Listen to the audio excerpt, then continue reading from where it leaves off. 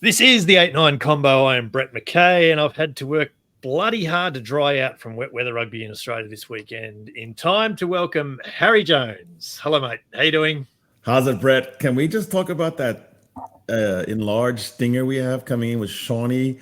Yes. I just want to point out, first of all, that the pop back comes to me and I score the try, which is amazing because it's not usually the supporting player in that situation. I think we're gonna have to send this one upstairs to TMO to get some sort of, and that would be in real life. Would really grounds the ball. Yeah, would bring us down in real life. It'd be like, and then the TMO took a look at it. So I'm glad we avoided that. Yes. So no, and we do absolutely thank Sean Maloney for that little nugget of audio gift that he gave us last week. It's wonderful to work that into the intro. So thank you, mate. We appreciate that. We're into episode 14 of the 8-9 Combo Rugby Podcast, all thanks to the Sports Social Podcast Network, and available across all the pod platforms. So please do like, follow, subscribe, and rate and review and share and all of that sort of business as well, mate. Let's rip this one out of the scrum and take off down the short side, 8-9 style, as we kick it all off for another week with cheers and jeers. And I'm starting this week, aren't I? I think cheers this week goes to Super Rugby Pacific. We had 5 at least out of 6 really, really good games, and it was really only the Moana Chiefs game that didn't quite deliver. But 5 out of 6 really, really interesting, really, really entertaining games with a month into the finals is pretty much what you want from your average competition, isn't it? No, definitely. And also, maybe it's just with the derby so far, but the in-crowd attendance also been really up. Yeah. So that's good. Yeah. Yeah, and we'll talk about that with our guest in just a minute. A little bonus cheers for you, mate, to the social media team from Gloucester in the English Premiership, who, despite a 90-0 thumping at the hands of Northampton, they continued to give live updates through their social channels to the very end as the Saints ran in 14 tries. It was hard to stay cheery and whites on that one. Yeah. My God, it was just dismal. I went back through the last couple, and like the last couple was like try to Northampton, scrum half, no conversion taken. That was all. 1,125 meters run, 234 passes made. The stats were ridiculous. Yeah, it was a thumping by any stretch. But look, credit to them, because many a social media team would have just said, you know what, we're not going to go so hard today. So I will give the Gloucester team ups for that. Jeers, what do you got? My jeer is that in World Rugby, in its infinite wisdom, is just only a half a year after the highest ball and play final ever, the World Cup, the most watched World Cup. 3 games: Ireland, South Africa, New Zealand, Ireland, and South Africa, France, that probably rank among the top 10 games ever played. That took that and said, well, whilst the scrum itself is probably a definitional piece of rugby and defines the shape of the game, what we want to do is free kick your way out of it. So in the new law, instead of attacking the caterpillar or the TMO with that 1 minute of sitting around watching the kicker scratch his arse, we're going to attack the scrum, which means that if you can free kick early and then free kick on a different infringement again, it's going to be up to the referee. I guess what was the only bad thing about the whole Rugby World Cup was the referee abuse. But now we're going to put referees in another really tight corner where we have to intuit, discern if the infringement was clean or dirty. So in Ben O'Keefe's situation, England semifinal, Springboks, Ellis Genge could sort of go quickly, early, touch a knee, do something. And then Ben O'Keefe has to be even more unpopular to both sides and say, I think you are doing that on purpose in a really bad way. And so I think we're missing a trick. So guys, it's going to be who you are. Rugby is what it is. 2 hours it's a fine time to spend watching a game. It's got some ebbs and flows like all sports. NBA has 48 minutes, but it's 2 hours. It's okay. Build the drama. The best conversation I ever had in rugby in my lifetime was with Ox Incha, where he took me through the scrum 3 weeks ago, and it was fascinating. And I thought, make it fascinating, and then people don't mind the reload. A couple of resets is okay, guys. But don't tell us about the drama in the reload. All right, they've been beaten to the punch there. Look, they're going to force referees to give full-arm penalties exactly at scrum time earlier. That's what's going to happen. Exactly. It's going to be a backfire, and it's going to disincentivize exactly what they're trying to incentivize. But that's just my idea. No, it's a good one. It's a good one. And the trance of new laws from 1 July was put out last week, and some have been okay, some have been. Most of them are great. It's fine. Most of them are obvious. I mean, I thought the crocodile rule was already out of there, but who knows? Yeah, true, very true. Mate, let's get into this. This week's guest, a genuine legend of rugby broadcasting in New Zealand, but internationally as well. It was our great pleasure to speak with him a couple of times last year, and we can't wait to do it again right after this. Right after we bring him into the front. There he is. Tony. Take him off mute. The last time we spoke to this week's guest, he threw on an All Blacks jersey just to goad Harry ahead of the Rugby World Cup final. This week we find him possibly. This week we possibly find him still regathering his breath after calling one of the Super Rugby Pacific games of the year on Saturday at Eden Park. Please welcome back the great Tony Johnson. Hello, Tony. How are you? Hi, fellas. How are you? And thanks so much for that. Brett, but great to see you. Thanks for having me on. No, it's our absolute pleasure. That was genuinely one of the games of the year on the weekend. That was just a ripper. It was always great to go to a game and walk away afterwards thinking, yeah, that actually did live up to the hype. Yeah. And there'd been a fair bit about the game. I think we'd been thinking about it for 2 or 3 weeks. Well, it was really good. 4:30 start time, which meant we got a good crowd and a good young crowd there. Yeah, parents probably a little bit reluctant sometimes to take their kids out. A game that starts at 7:30, even if it's not a school night. 4:30. Unlike you guys over there, we've had some absolutely fantastic weather here in New Zealand, and so it was all set up, and the game delivered. And to me, definitely the high point. But man, I think we've actually had a whole lot of really great games this year in Super Rugby. I think this year's competition has been really good. And if this was a pinnacle match, well, great. Really good thing is we've still got, as you say, 3 more weeks to go to the playoffs. There's still plenty more twists and turns to come. And hopefully that'll keep the fans coming back. No doubt about that. Yeah, Tony, I love listening to you commentate, and it's one of the few TV commentators I actually don't mind if I'm just listening to. For some reason, I have to look at something else. You almost have a radio style in the sense that you tell a story. I imagine in a game like that, you don't have to work too hard. You're genuinely excited about the game yourself, and it comes through. One thing I noticed about you is you don't use the same words a lot. You actually have a different way to describe these plays. You're not a crutch commentator who comes back to their stock phrases. Is that something you've worked on, or is it just the way you talk? Actually, it is something that I've worked on. When I first started, and this is going back a lot, you guys probably weren't even born. I came under the wing of a guy called Alan Richards, and he was New Zealand's premier cricket commentator. And Alan was a guy who could sit very comfortably alongside the greats, be it Alan McGilvray at the MCG or Brian Johnson, John Arlott and co at Lords. And he impressed on me. I followed him around everywhere. Even on my day off, if he was working at the cricket, I would go and I'd sit there and I'd listen, but more I'd watch and see how he was working. And he impressed on me at a very early stage of my career, the need to have a good vocabulary.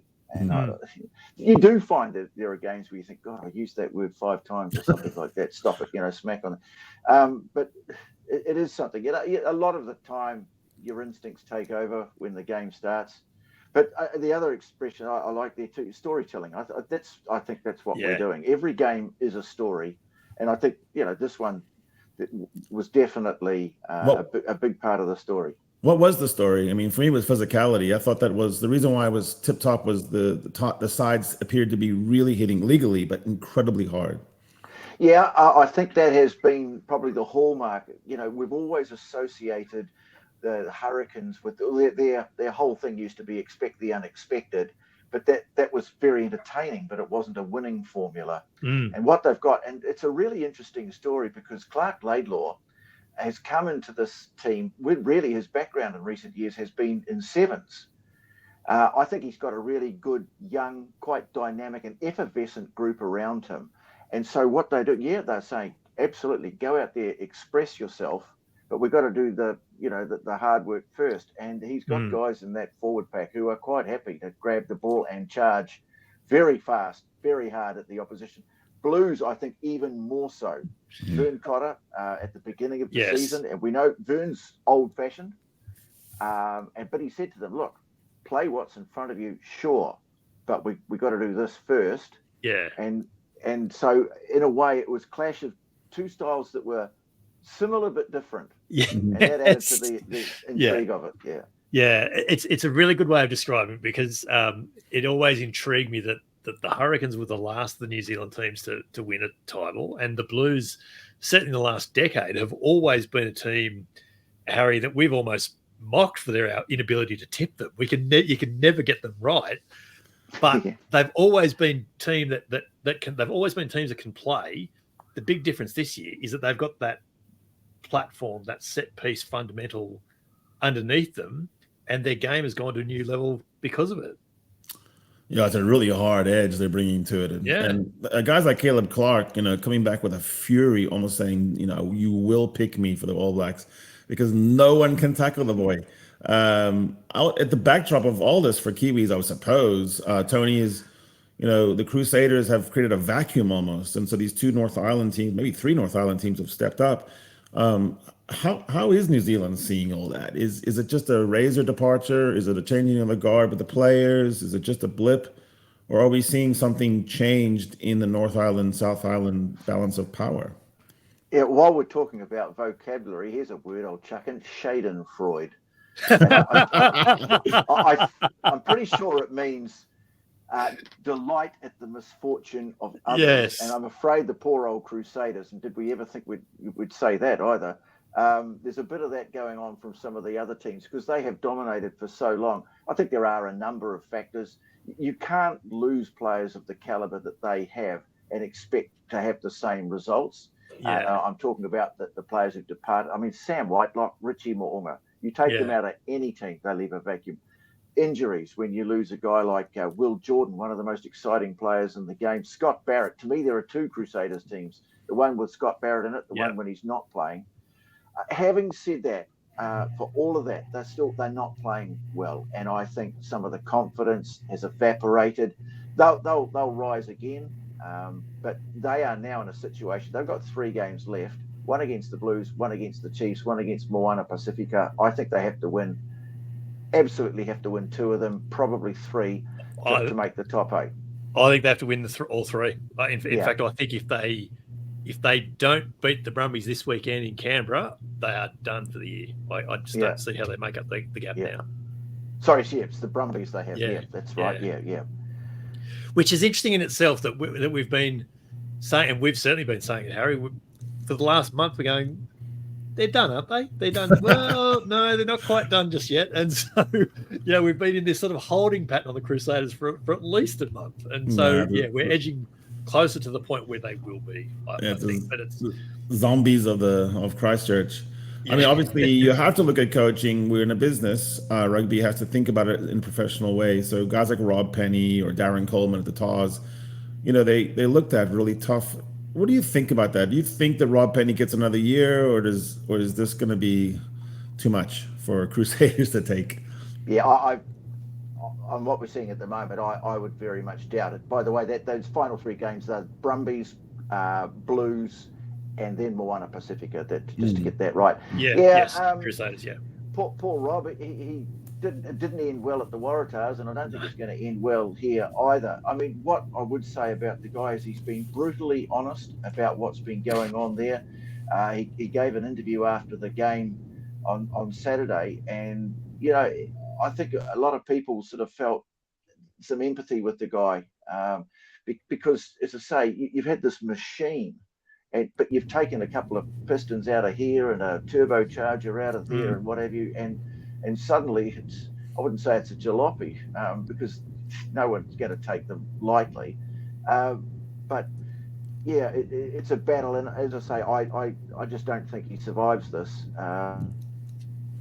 Unless if they do somehow manage to squeak into the top 8, who puts up their hand saying, we'll play them? I don't think anyone really would want to play them, what with their the heritage that they have at this time of year. Yeah, and that's been the thing about the Crusaders this year. Like it was they were always going to lose the 4 or 5 or 6 All Blacks, they had the injury problems at the start of the year, but there was always the expectation of they'll deliver because they always do. They're the Crusaders after all. And so I think, I actually think what happened. Yeah. No, it hasn't. It hasn't, and that's maybe been the big surprise about them this year. I think what Rob Penny does have on his side is that the Crusaders seem, as an organisation, I think they knew that this year was coming, and so there doesn't sort of seem to be any concern about it. I think they knew that 2024 was going to be a bit rough, but that will set things up for 25 and 26 and beyond that. So I actually think Rob Penny might be fine for the interim because I think they knew this was coming. So, I mean, I'll stand corrected, of course, if that's not the case, but I think he might actually be okay. Yeah, well, look, I could be wrong. That's just the feeling that I've got. They're used to a great deal of success. It really depends on the players. They will talk to the players, and the players, I think it was just before the game against the Rebels when, that's when the doubts were really starting to peak. And the players came out in the lead up to that game and were quite passionate in the way they defended him and saying, look, it shouldn't be all on him. It's on us as well. And the result, was 39-0. But as I say, these little things keep happening that upset the apple cart. Just when you think they're going to get some momentum going, just when you think they're about to turn the corner, something happens and they don't. And the latest of those is, as I say, the injury to Scott Barrett. If he's playing, I think the last couple of games that they've lost, I think they win at least one of them because that's how influential he is. The Crusaders without Scott Barrett, Harry, are almost like the Chiefs without Danny McKenzie. That's how influential he is on that team. No, it's a good analogy. But the same thing is true about all those teams. There's a couple of talismanic people that they're out. It's a problem. I would say probably the Blues have the most depth right now. I'm interested, Tony, in sort of how you look at some of these combinations now going into All Black selection mode. The Lucies, there's just an abundance of them. With Sam Cane doing his announcement now, you're looking at, maybe you do some shifts there, and maybe a guy like Sotutu comes back into the occasion. I think he has 14, 15 caps, but he's stating a claim. How do you see some of the loose forwards shaping up for Razor to look at? Yeah, I know we exchanged emails during the week. We talked about this is a discussion point about players who might have come into contention. But your point I picked up on, I think, is absolutely right, Harry, that this is more about players who brought themselves back into contention. I think that's what we're seeing in New Zealand this year. And top of that list, 2 players we've mentioned, Hoskins Sotutu, who's gone away. I guess he's had a bit of a think about it, but they're playing a game that suits him because what they're doing, the Blues, by using their big guys, that they are, as Clark Laidlaw put it, they're condensing the game. They are just going hard, strong, up the guts, drawing a defence kind of in, almost like a magnet, because we need bodies there to stop these guys. And then, of course, that opens things up. And it was never more beautifully illustrated, or devastatingly illustrated if you're a Reds fan, in the final moments of the game at Suncorp, because suddenly there was the space out wide, all as a result of what had happened. And one of the guys, or the 2 guys that really took advantage of it, one was Hoskins Sotutu and the other was Caleb Clark. Sotutu, not just a ball player, but he's got all-round game. His line-out's good. He's got throws a great pass, but he's doing the hard work as well. And Caleb Clark, who went away and had a good think about things as well, shedded quite a lot of weight, and he's come back. He's no less effective as a consequence, but he's sharper and he's looking for work.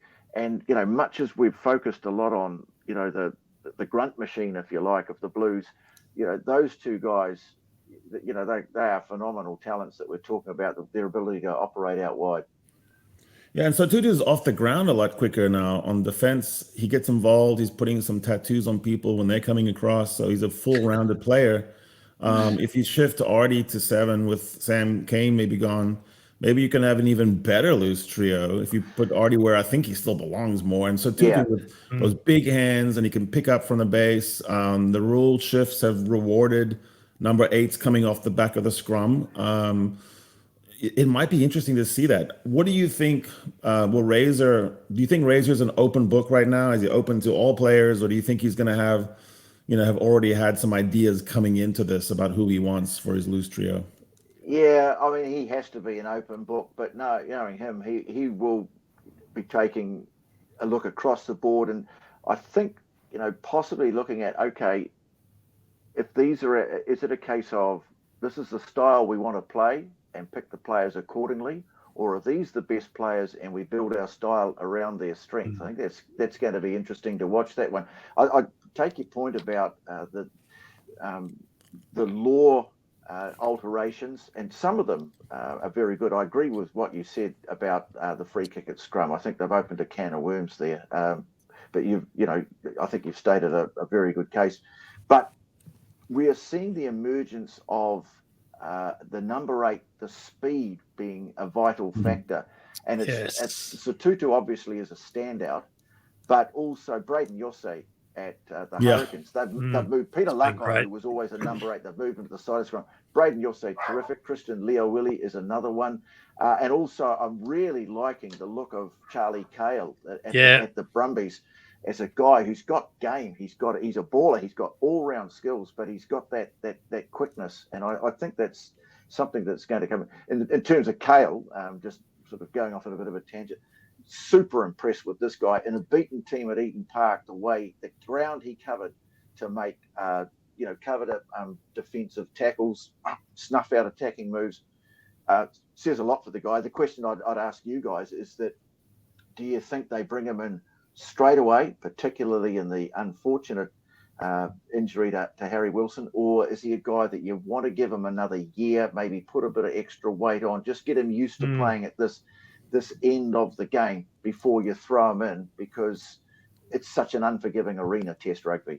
It will be curious. I think he probably gains by being in a squad environment even this year, but I also suspect that if they bring him in, they'll want to play him at some point and see what he does. He debuted back end of last year. He played a couple of games last year, and he's been better this year because of it.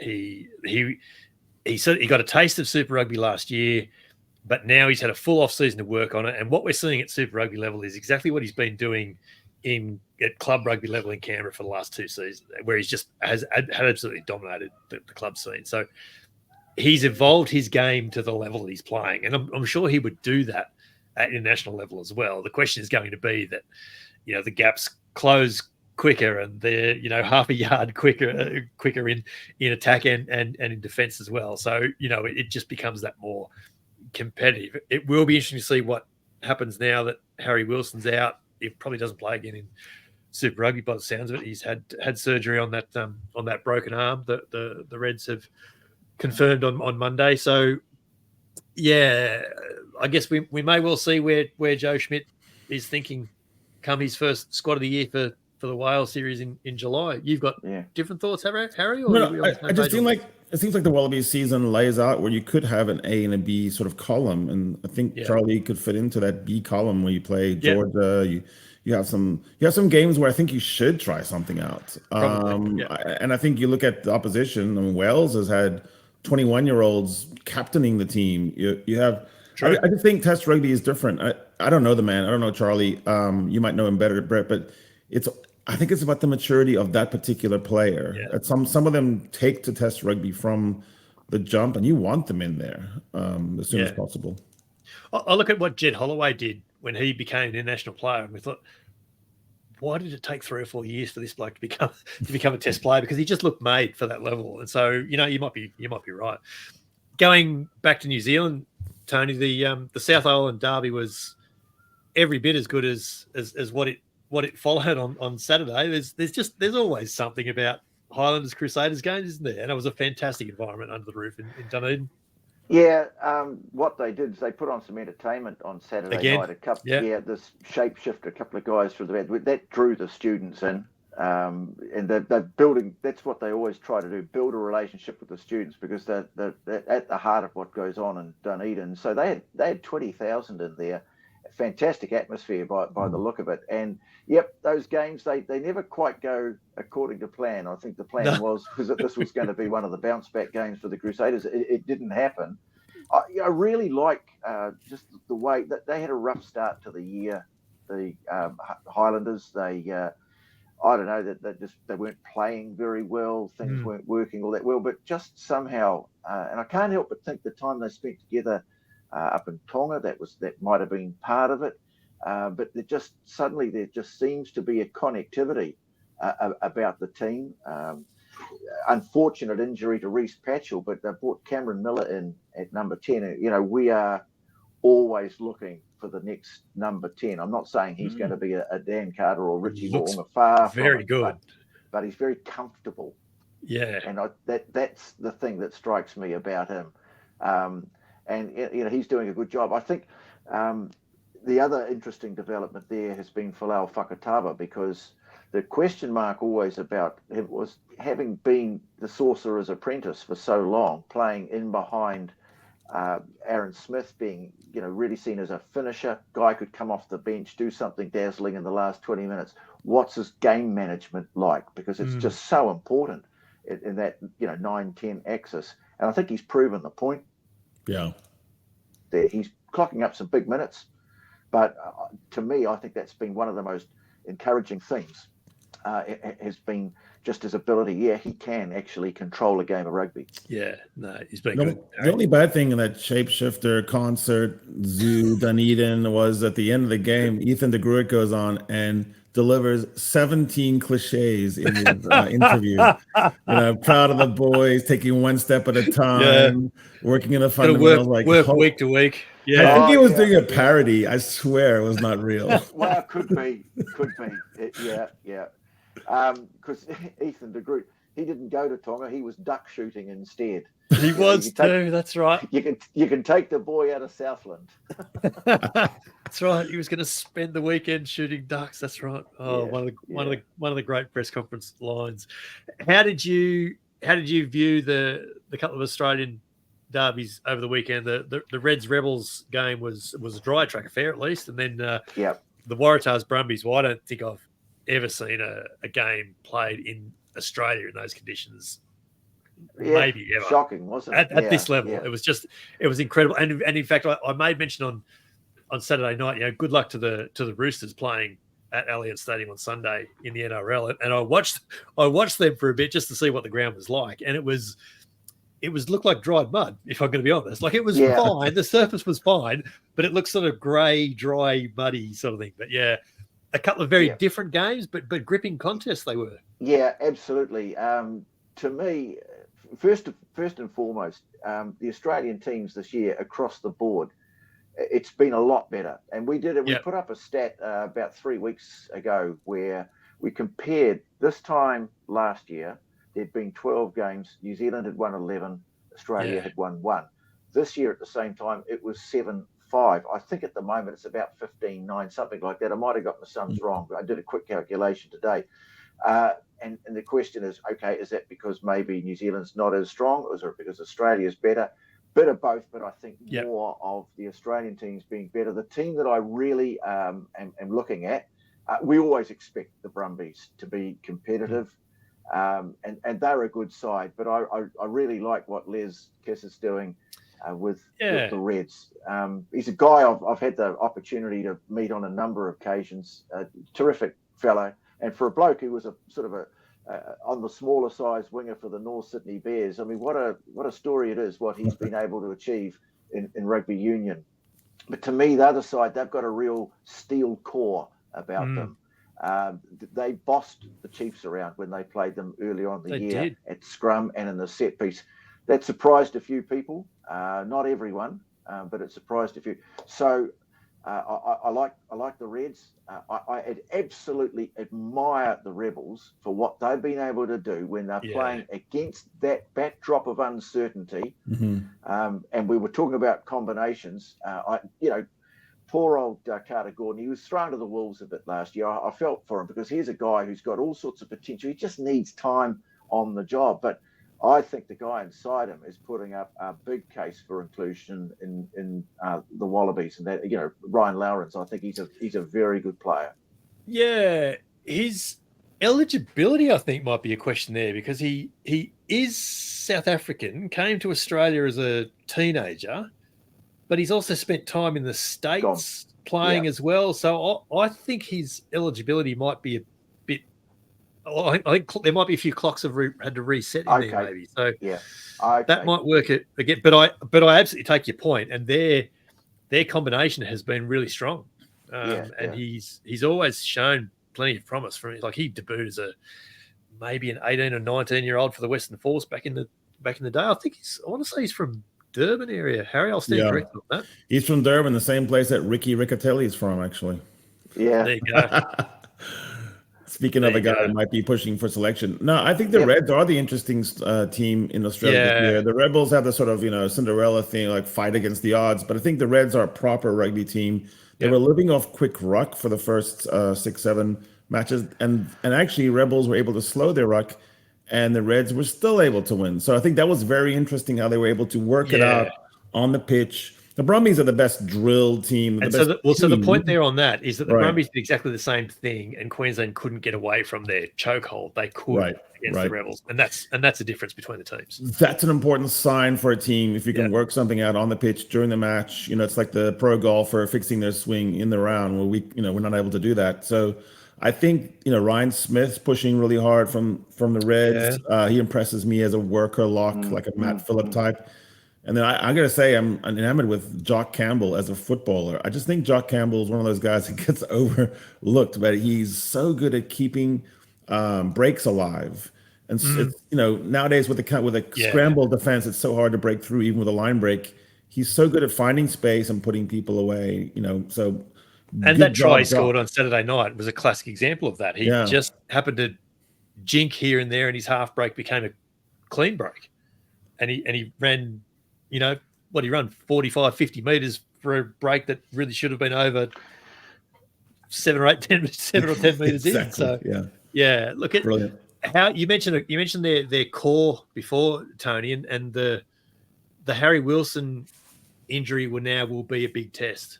Like what sort of, if there was a player that the Reds could replace within their scrum, I'm not sure it's Harry Wilson.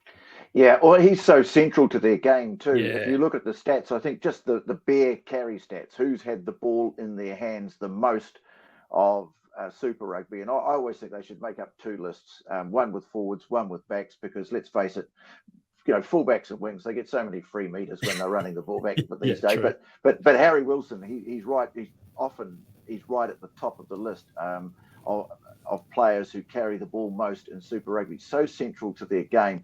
But, it's just one of those things where, and a good coach will convince his players that what they have to do is that they all the rest of them have to come up with an extra 4 or 5%, 2 or 3%, whatever, just to help fill that gap, and whoever takes his place.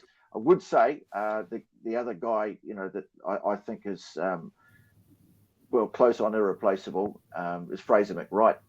It was just, I think that little slump that they had, that was bad.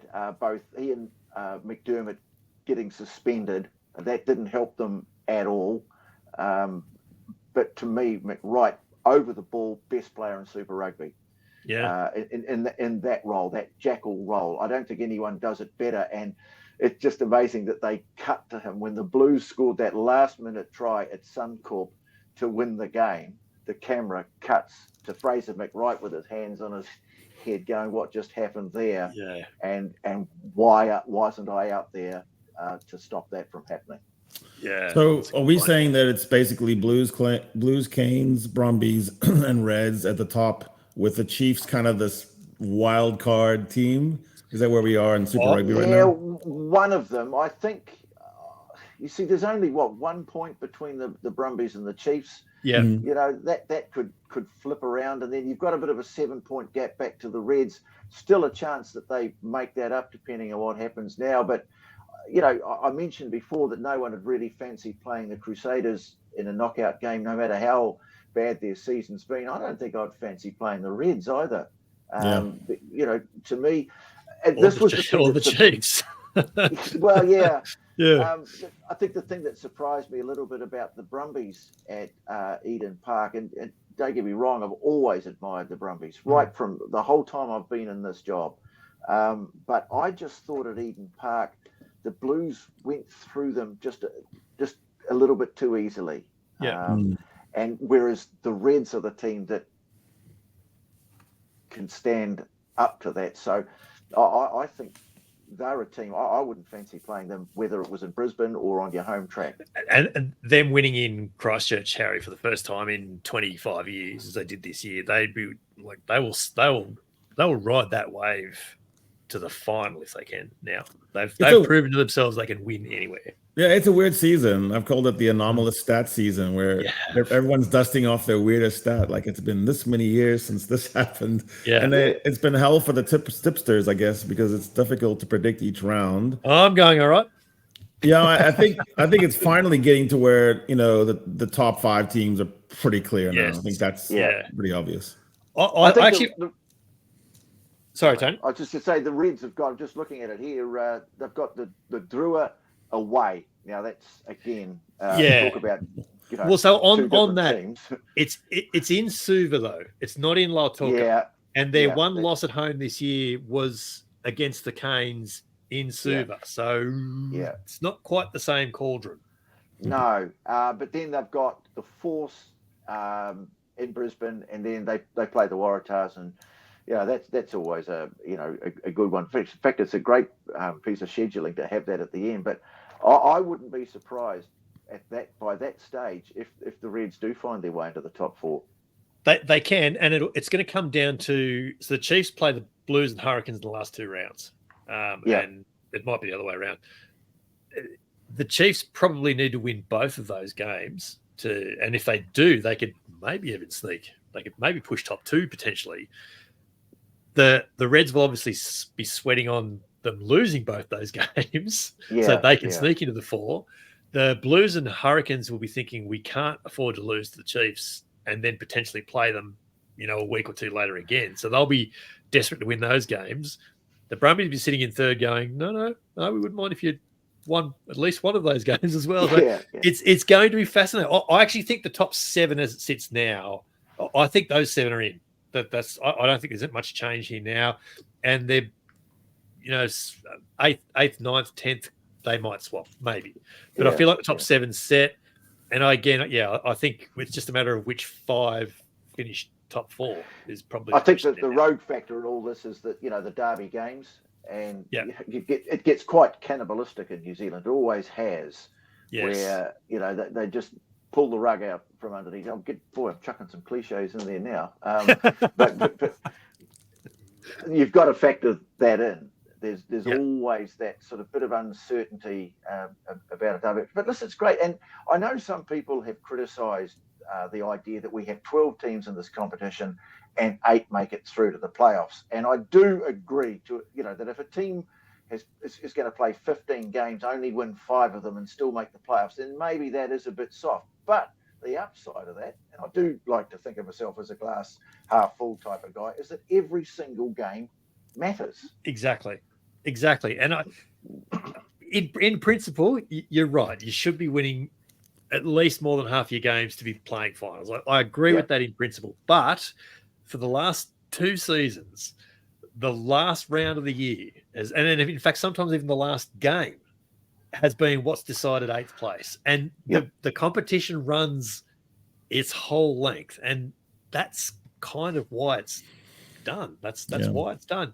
I think it's fine. We need more games in Super Rugby anyway, so not enough games. I think in the northern competitions, they have the other thing of qualifying for the European Challenge or Champions. So it kind of, you're still interested in who's 8th or 7th. So it kind of, I think it's okay. I think in Super Rugby, you have to have a cutoff and let's do it the way it is. I think it's in more playoffs. It's got to be somewhere. Do you see any surprises over these last 3 rounds, Tony? Yeah, predicting upsets is not something I always try and do. I always think a team's a favourite for a reason. Look, what I would say is that the Blues have found their way to the top of the table, and the narrative during the week in New Zealand was almost like this is going to decide. I saw it written, I heard it spoken about, that this is going to decide who finishes top of the table. Not on your life was it going to decide who finished top of the table. It just put someone in pole position. But the Grand Prix is not until Sunday, sort of thing. Great analogy. And so I could see maybe the Hurricanes sneaking back in front. Maybe the Brumbies and Chiefs. Who knows? They could swap places. I think the top two to me are looking pretty solid. I think Brumbies and Chiefs are going to be there. But what goes on? It's just going to be a constant thing. This is why we love putting up those live tables. You know, so you can see if it stayed this way, this is what would happen. It makes it fascinating. But the other thing too is I like the standard that we're seeing, and just getting back to what we were saying before, perhaps before we move on, I think a bit of a hats off to the referees, because at the start of the season there was a determination that we want to speed the game up. Now you have to have the players have to be willing, the coaches have to be willing, but just the little things that they've done just to speed things up. I think the way the TMOs are operating, where instead of having relentless replays, they just go straight to work. And so we had a fantastic situation in the Hurricanes Crusaders game in Christchurch, where Cam Roigard made a steal, took off, scored the try. Before he'd even got back to halfway, TMOs come in and go, no, he's knocked the ball on. You get a look at it and say, yeah, he's absolutely right. Those are the sorts of things. They've contributed. I think little wee changes that have been made, the DuPont law, finally I see that they're considering in the Northern Hemisphere that maybe the 20-minute red card isn't part of some sinister Southern Hemisphere plot that can actually help the game. So I think it's just a little nod to those guys for the job that they've done. Yeah, they've done. Look, the telling nines to use it at the back of rucks has made a big difference, and we've spoken about this all year, Harry. But the big one you hear is Ben O'Keefe saying use it 5, and he's putting them on the clock straight away. And there's a few referees have started doing that, or they're giving a 2-second warning, something like that. I can still only think of maybe 2 or 3 free kicks that have been given because the nine's taken too much time. So the players know they're on notice, and you've only got to blow that up once or twice, and it fixes the problem real quick. So I think that's had an impact. And realistically, that's all. Referee just needs to make one little change. Just give that little warning, or tell them they're on the clock, and it's made a difference there, I think. So more of it. Players have to believe it, so you have to do something at some point. When they don't believe it. Exactly right. No, it's good. It's going to be a fascinating last few rounds, no doubt about that. Before we let you go, Tony, I know you've been really supportive and you really enjoyed this Rugby Championship Under-20 series. It's just wrapped up in Queensland over the weekend. It's genuinely great to see World Rugby being proactive about this and going, all right, well, we know that the Six Nations countries have got themselves in order. What do we do now to lift the standard at under-20 level around the world? And I think this tournament will have an impact in time. Yeah, I mean, the most important thing is that we actually had it. Yes. It didn't matter who finished on top of it, who finished bottom, what the results were. Most importantly, we had it. I feel a little bit guilty about the fact that we didn't have more, like, for example, Samoa, Tonga, Fiji, that they weren't involved. But this is a really good start. I think our teams have probably been at a bit of a disadvantage, and I know there've been some real concerns over New Zealand's lack of success at the international, at the World Under-20s. It's been some time now since New Zealand won that. And part of the reason, I think, was because our teams, and it's same with New Zealand, same with Australia, same with South Africa, Argentina, we just weren't getting enough of a preparation. New Zealand maybe would have a couple of games against Australia or a game against Fiji, something like that. But this was a tournament. This got them into tournament mode. They spent time together. And I was really impressed I watched, every minute of the last game, the New Zealand-Australia game. I didn't see all of the other ones. But I really liked the standard, and it's great when you see a name like Stanforth popping up again. Yeah. Good rugby names. Yeah, but good on Sansa for doing it, because they will give our team, when I say ours, I mean, South Africa, Argentina, New Zealand, Australia, they'll give our teams a better chance of doing well. But it just, again, every time I see one of these age group tournaments, I'm left with this other question, Harry. What on earth do those guys eat? Some big boys there. But it's all the time. I think that the format works, Harry, doesn't it? Like the 3 rounds in 2 days, or it's 2 days, 2 weeks, 2.5 weeks, like it was. I think that just sort of works. It does. So I was amongst the Six Nations a lot this year, and I was surprised to see how much Six Nation fan groups are into the under-20 version of the Six Nations. So, but they've been living within that, to Tony's point, for a while, and the maturation of that competition is outstanding. They really know the players. Like, they know the Italian under-20s, and so it builds the story that rugby's trying to tell. Which is, from the very earliest age, these are glorious competitions. They're wonderful to go watch. They're very accessible at under-20 levels. You can probably just hang out there and talk to the guys. Yeah. So it's a perfect opportunity for Australian fans to have met them. Tony, is it going to move around the That's my understanding. I think that's the idea, isn't it, Tony? That next year it might be in South Africa, the following year it might be in Argentina. That it will move around. Well, it should, and I think one of the downsides of South Africa no longer being part of Super Rugby is the players don't get the experience of playing in South African conditions against South African players, and so this is perhaps one way of getting around it. I think it's only fair that it happens that way.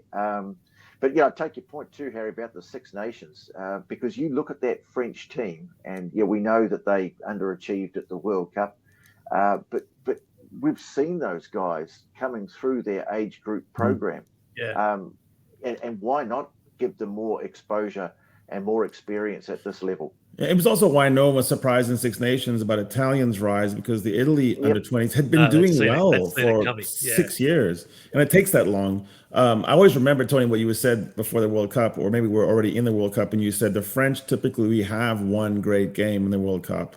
It'll be terrible for someone, but also they don't typically have 3, and that's kind of what happens. I think they had that one great game against the All Blacks, and we kind of wrote them up too high, and then they stumbled. Well, they had a very French tournament. That's what they did. It's the great, was it? Deja vu all over again, as the great man said. Exactly right. Tony, this has been fantastic. It always is great to catch up with you and have a great chat. We're so pleased that you said yes straight away. It's been fantastic to chat to you. We'll do it again this year. I've no doubt about that. Thanks so much. Yeah, guys, the pleasure's all mine. I love your work. Keep it up, and we'll talk soon, eh? This is the 8-9 Combo Rugby Podcast with Brett McKay and Harry Jones. And, mate, how good having Tony Johnson back on the pod. I could talk to TJ for hours about anything. Tony's like a chat expert. I mean, we're literally probably he's probably like top 50 guy in the whole world of just having conversation. I mean, like both of us pick a topic out of a jar, and here we go. We were having the pre-chat, and I was like, "Hey guys, let's get this onto the pod because it's so good." And you know what? I don't think we talked about that at all. we've just as we've just let Tony go, we've just had another 10-minute conversation afterwards as well. So great, the great chats that you have when you're not recording. Let's head around the grounds, mate. Touch on some major talking points from the weekend and the various competitions. Obviously, Super Rugby we've touched on pretty well now. The Blues and the Hurricanes are separated by 2 points atop the ladder. The Brumbies are 4 points behind them. The Chiefs are 1 point behind the Brumbies. So the top 4 is looking really interesting. And as we spoke before, the next 3 weeks for the top 5 teams in particular, because Queensland can certainly benefit from the Chiefs draw. It's going to be a fascinating run home. I've got no doubt about that. So who's the unlucky one, you think, Moana? Yeah. Who to drop out? Well, the Drua are 8th currently. The Drua are 2 points in front of the Western Force as I quickly bring up a table. So so it's Drua versus Moana versus Crusaders, kind of. I think it may even get decided this week. So the Force have got the Waratahs over in Perth. The Drua have got Queensland in Suva as Tony just mentioned. So if the Force win Bonus that, and I points. think they can, Queensland beat the Drua in Suva, then suddenly the Force are in the 8, and it might only need another week after that to lock it all down. So it will be interesting to see how it all plays out. We can't rule out the Crusaders, and we've touched on this. We might be able to this weekend, though. So, they've got the Brumbies in Canberra on Saturday afternoon. I don't think they can afford another loss. And if it comes this weekend, I think we can finally put that line through them that's been hovering over them for 6 weeks. Best Australian team, best New Zealand team at the moment. You're still thinking Blues and Queensland, like you said last week? Yeah, so Blues definitely stepped ahead and said we are the best, and they are now. Brumbies, Reds is still a toss-up to me because of the style of play, because of, I think the Reds keep getting a little bit better here and there, whereas the Brumbies are the constant always in Australian rugby. Yeah, and their form line's been up and down, but they've kept winning, which is always a good sign. We will be back to discuss later in the week round 13 of Super Rugby as part of our Games of the Week conversation. So, which was pretty good last week, wasn't it? Which again was pretty good. Our Games of the Week were like at least 4 of them were really badass games. Bristol Saracens maybe let us down in that, and so that brings us to the round 17 of the Premiership, where Sale heaped a bit more pressure on Leicester with their 31-22 win. Northampton are 4 points clear on top with that 90-0 win over Gloucester. Gloucester had a shot at penalty goal. They were down 80-0, I think it was the 69th minute, had a shot at penalty goal from in front and missed. So it's not your day when even that doesn't go your way. Saracens beat Bristol to go second. And that was our Game of the Week pick. But the other one I minutes of Billy Vunipola in that game. Yes. You imagine the sledging on the tasers when he was carrying the ball. The other game that we mentioned last week, though, was Exeter Harlequins, and Exeter won that 58-26, put them up to 5th. It was an interesting little clip, and I didn't see that game live. There was an interesting little clip on the weekend on Sunday. Quinn scored a try within 12 seconds of a restart. I thought, oh, wow, that feels like a moment. And then I actually watched it again and realised it happened in the 79th minute. So it just sort of feels like a horse that had bolted. 3 points, I think, cover 4th to 7th at the moment in the Premiership. So that's been tight all year. The Irk, round 16. The Stormers now up to 5th with their win over the Dragons in Newport in Wales. Glasgow took a losing bonus point from the loss to the Bulls at Loftus, so they stay on top. Leinster had a big win. Benetton are back, maybe, with that converted try victory over the Sharks in the 77th minute. But a win over the Sharks in Durban is pretty good going for any team these days. But again, 2 points separates the top 3, and then there's another 2 points cover 5th to 8th. Yeah, I tend to look at the Irk through a South African lens, and so for me it was a bunch of buts. So the Bulls beat Glasgow, but they let Glasgow come in and get the bonus point. Stormers routed the Dragons, but for 55 minutes they were aging me because it was just horrible. And the Sharks lost to Benetton, but they also lost 3 players, which puts in serious doubt their Challenge Cup. So it was a very weird weekend. I think in the end, Leinster just kind of said, hey, we're here. But Glasgow, Leinster 1-2 will come down to the final weekend, which is good for comps. They play each other? I don't know, but no, the permutations of bonus points will come down to who has the final. Yeah, I saw that score and thought, okay, that was Leinster saying to the rest of the competition, okay, our finals campaign starts now.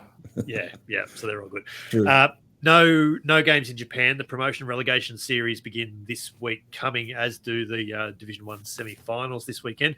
Major League Rugby in the States, though, and again, you picked this one.